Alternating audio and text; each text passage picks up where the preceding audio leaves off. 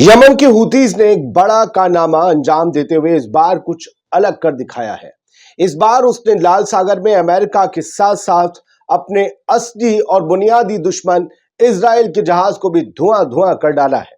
यही नहीं, इस बार हूतीज ने एक इजरायली शहर तक भी पहुंचकर उसे धमाकों से हिला डाला। ये पहली बार हुआ। इन दो खबरों के अलावा कई और अहम खबरें आपको इस वीडियो में दिखाने जा रहा हूं, लिहाजा वीडियो को आखिर तक देखिए।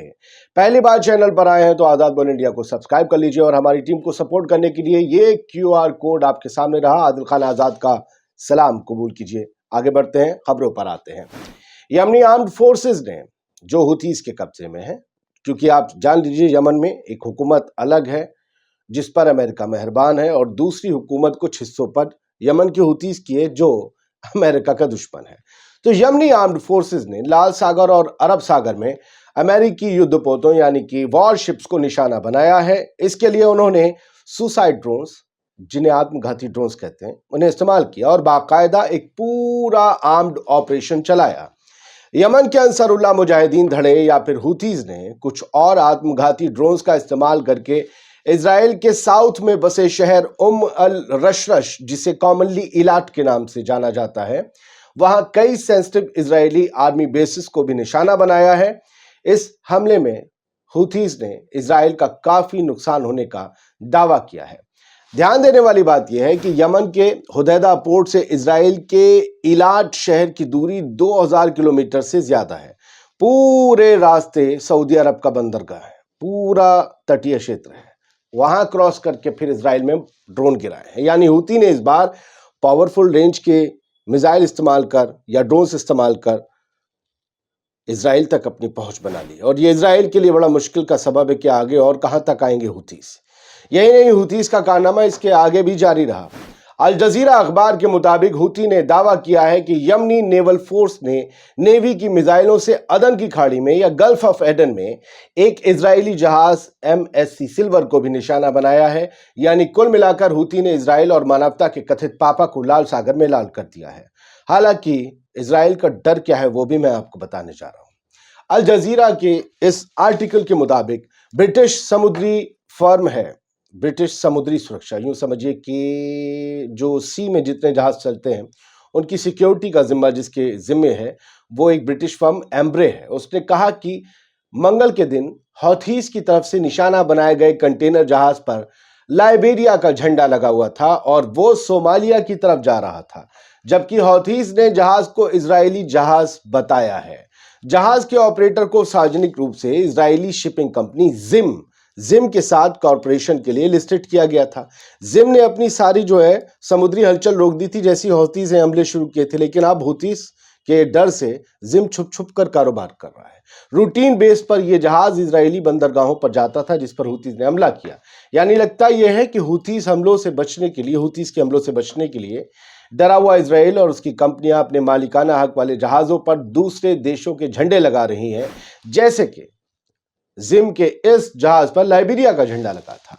Gym integrated shipping services limited, जिसे आमतौर पर जिम के नाम से जाना जाता है, वो इजराइल की घोषित रूप से इंटरनेशनल कार्गो शिपिंग कंपनी है जो हर देश में लगभग कंटेनर्स लेकर जाती है, मोटा पैसा कमाती है, इजराइल की सरकार को टैक्स देती है, वो उससे हथियार खरीदते हैं, हथियार गजा के लोगों पर बरसते हैं। यमन के सबसे ज्यादा आबादी वाले इलाकों पर कंट्रोल रखने वाले हौतीस ने और क्या कहा है वो हम आपको बताते हैं। यमन के सबसे ज्यादा आबादी वाले इलाकों पर कंट्रोल रखने वाले हौतीस या अंसारुल्लाह गुट ने अमेरिका, यूनाइटेड किंगडम और इजराइल के साथ रिश्ते रखने वाले किसी भी देश के कॉमर्शियल जहाज पर हमले करते रहने की कसम खाई है और वो ये सब कुछ गाजा पर हो रहे इजरायली जुल्मों के खिलाफ कर रहे हैं। उनका कहना है, तुम अगर उधर रुके नहीं तो हम इधर चालू रहेंगे। इधर हौतीस पर गुस्से से भनभनाए अमेरिका ने भी हमले तेज कर दिए हैं। ब्रिटेन के साथ मिलकर खूब रात भी बम बरसाए गए हैं। यमन में हौतीस के आर्मी के अड्डों पर अमेरिका ब्रिटेन के हमलों के बावजूद हौतीस ने फलस्तीनियों के साथ एकजुटता दिखाते हुए इजराइल से जुड़े तमाम जहाजों को निशाना बनाना जारी रखने का वादा किया है और ऐसा वो तब तक करता रहेगा या ऐसा तब तक होता रहेगा जब तक कि इजरायली फौज और इजरायली एयरफोर्स गजा में अपने हमले बंद नहीं कर देती, बेगुनाह फ़लस्तीनियों को मारना बंद नहीं कर देती। वॉर वॉच ने लिखा था, यमनी आर्म्ड फोर्सेस स्पोक्स याहिया सारी, और याहिया सारी ने ही बताया था कि हमने रश जो इलाट इलाका है वहाँ पर ड्रोन से हमले किए हैं इसराइल के, और MSC सिल्वर इजरायली जहाज़ को निशाना बनाया। ये जो है AA जो है ये तुर्की का अखबार है, इन्होंने जो है लिखा है, यमन के हुतीज़ ने क्लेम किया है कि उसने इसराइल के शिप पर अटैक किया है और इलाज जो इसराइल का इलाका है वहाँ के कई सेंसिटिव साइट्स पर भी हमला बोला है। और ये है वो अल जज़ीरा जिसके एक दो पैराग्राफ आपने उसके हवाले से खबर देखी होगी। अल जज़ीरा ने भी लिखा, यमन के हूती ने दावा किया है, Yemen Houthis claim attacks on Israeli US ship, Israel और US के शिप पर हमला करने का दावा। तो ये वो अमेरिकन शिप्स हैं जहां से वापस रिटेलिएट किया गया यमन के हूतीज़ पर, और इन्होंने अल अर्ज एरिया जो है नॉर्थ वेस्ट सिटी है हुदैदिया प्रांत की, वहां पर ये हमले किए हैं। 2 रेड किए हैं रात ही रात अमेरिका और ब्रिटिश के एयरफोर्स ने, और जाकर वहां पर बॉम्ब वगैरह गिराए हैं। उनका दावा है कि यहाँ से हम पर लाल सागर में जो है अटैक होने वाले थे, इसलिए हमने जो है प्रिकॉशन लेते हुए यहाँ पर हमले बोले हैं। लेकिन हकीकत क्या है दोस्तों, वो दुनिया जानती है। यमन के अंदर जो दबदबा है हौथीस का वो ज़बरदस्त है, और लगातार उसने अपने इस दबदबे को बाब अल मंदब स्ट्रेट से लेकर पूरे Red Sea, Gulf of Aden और अब तो इसराइल के बंदरगाहों के शहरों तक उस दबदबे को कायम कर लिया है। आने वाले दिनों में ये जंग गहराएगी। अब जो रिपोर्ट्स में पढ़ रहा था और पिछली रिपोर्ट में आपको बताने से रह गया, वो मैं आपको बता दूं। सर, 3rd वर्ल्ड वॉर तो होगी, उसकी वजह है ये जो कोरोना आया था ना, वो उतना कामयाब हो नहीं पाया। सोचा था करोड़ों लोग जो है वो मारे जाएंगे, ऐसा हुआ नहीं। कुदरत है, कुछ चीज़ है। तो बचता क्या है? असल में सबसे बड़ी प्रॉब्लम इस वक्त दुनिया में जो पैसे वाले लोग हैं, जो ताकतवर हुकूमतें हैं, उनकी सबसे बड़ी प्रॉब्लम है इस दुनिया की बढ़ती हुई पॉपुलेशन, और उसे डीपॉपुलेटेड करना है। तो इसके लिए क्या तरीके हैं? भुखमरी है एक तरीका, दूसरा महामारी है, तीसरा है जंग। तो 2 तो अभी हो नहीं रहे, भुखमरी भी अपने अलग तरीके से क्लाइमेट चेंज करके जो है कुछ लाई जाएगी।